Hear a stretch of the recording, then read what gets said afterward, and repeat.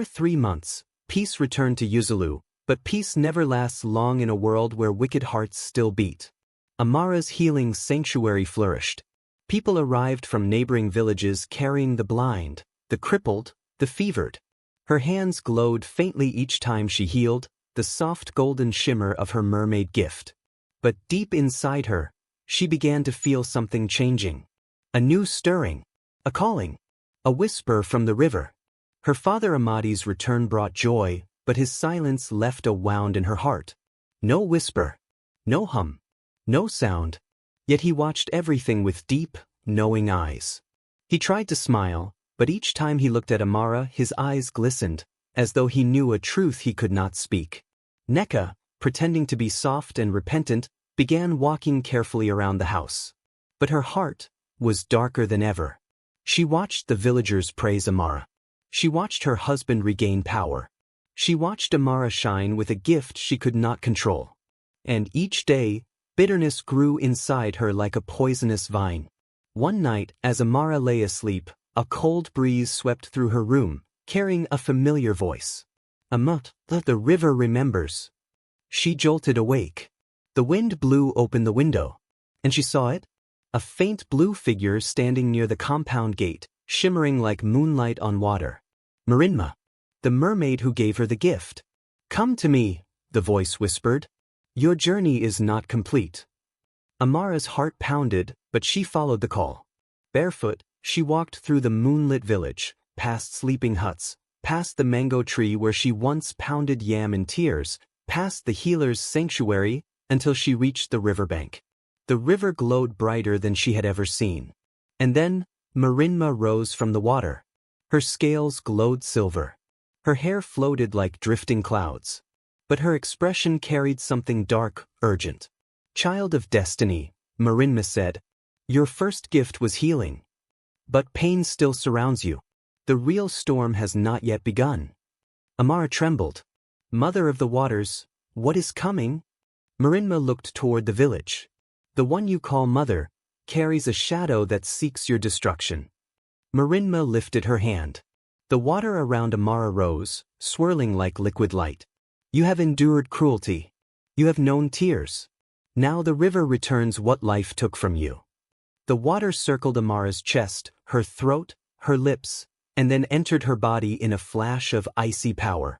Amara gasped and fell to her knees. What have you done to me? Marinma's eyes softened. I have awakened your second gift. Amara looked down. Her palms glowed, but not gold this time. Blue. A deep sapphire blue, like the river itself. With this gift, Marinma said, you can hear the truth hidden in silence. The power of revelation. Amara's heart froze. What truth must I hear? Marinma touched her cheek gently. Your father's silence is not natural. His tongue was stolen by a wicked hand. Amara's breath caught. Who? She whispered.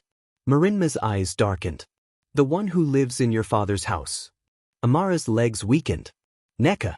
Her stepmother. Marinma continued.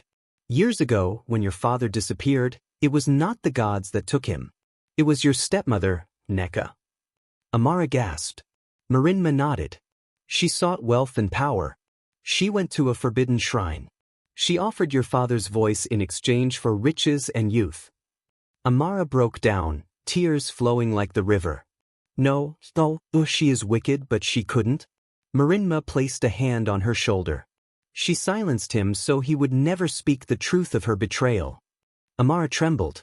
And now that she sees your power, she seeks to offer you next. The river suddenly grew violent, splashing against the rocks. Your second gift will reveal every secret, Marinma said. But what you discover will test your heart. Amara stood slowly, wiping her tears. How do I use this power? Marinma smiled sadly. You will know when the moment of truth arrives. And with that, the mermaid slowly sank beneath the water, whispering, remember, the river watches over you. Amara returned home before dawn. But as she stepped into the compound, something felt wrong. Neka stood in the shadows, watching her. Where are you coming from, Amara? Neka's voice cracked like dry bamboo. Amara's new power tingled in her palms. When Neka spoke, Amara heard something behind the words. A voice of lies. A voice of hate. A voice plotting evil. But she said nothing. The truth would reveal itself soon. And Neka, sensing the shift, felt fear for the first time. From that day, Amara felt her second gift awaken. When people spoke, she heard what they didn't say. When her father tried to communicate, she heard the screams locked inside his silence. And when Neka passed by her, she heard whispers not of a woman, but of a curse. The battle for her father's freedom had begun. And somewhere in the river, Marinma watched, waiting for the day Amara would unlock the truth that could shatter the village forever. Thanks, viewers. Hope you are enjoying every bit of this story.